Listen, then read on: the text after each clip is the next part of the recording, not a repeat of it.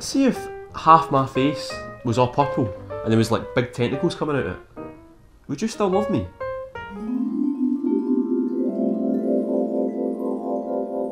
No, I couldn't tap that, man. Doesn't be worth thinking about.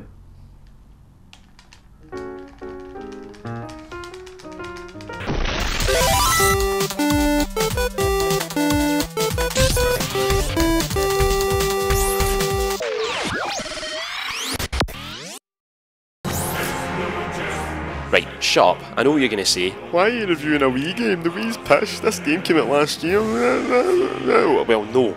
The Wii is amazing, and while Pandora's Tower came out here ages ago, in a weird twist of fate, it's only just come out in America. So, hello Americans, if you can understand what I'm saying, then here's a review of Pandora's Tower just for you. Pandora's Tower is an action RPG with one of those creepy Japanese girlfriend simulators bolted on.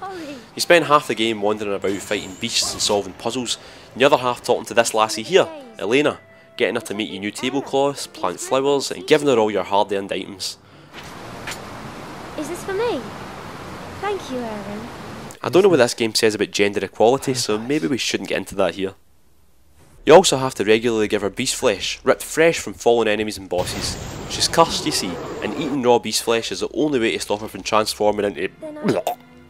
Sorry, I just... What is that? Here's the thing. Even if that setup sounds a bit weird to you, I have to admit that it works. There's something genuinely nice about the relationship between these two characters. It's nice to come back home after trawling through monster-filled towers, and she's waiting there, relieved that you're back and safe. Leaving her for too long means she starts to transform again, and I can't deny the feeling of guilt that came over me the first time it happened. It was heartbreaking.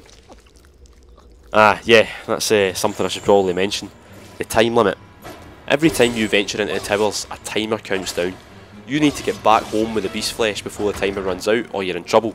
It means you have to do a bit of backtracking, get as far as you can into a level, get some flesh, turn back and head home, then venture back into the tower and try and get further. So, time limits and backtracking then? This is starting to sound like a hard sell, eh? Don't worry though, because despite the backtracking, there's always a sense of progression. The further you go into each tower, the more shortcuts you open up, making return trips a lot easier. And the more often you come home and help Elena, the more your relationship grows and the more she helps you out with items and equipment. It's a good, rewarding system. I must admit, it takes a while to get those rewards from the game. At first you'll be disappointed by the fairly simplistic combat and strangely stilted controls. Give it a bit of time though. Soon you'll learn to use your main weapon in conjunction with your chain, flipping between slicing stuff up, ripping out flesh, binding monsters together and chucking them at each other. The chain comes in useful for lots of puzzles too. It's just a lovely, fun wee tool that uses the Wii Remote very well. It's not that long a game either, so it's not going to take you loads of time to complete. It's got a fairly simple plot with only a few major characters, like the old woman who carries her mental old skeleton husband on her back. And it looks quite pretty. It's not as strikingly beautiful as Skyward Sword or Xenoblade, but the architecture and general atmosphere remind me a lot of something like Shadow of the Colossus, and that's pretty high praise. Look, I know Pandora's Tower isn't going to set the world alight. It's a niche game on an unfairly dismissed console, but it doesn't deserve to be forgotten. It's not the greatest game in the world, but it's got something special about it, something that deserves to be talked about, to be championed by people that experience it.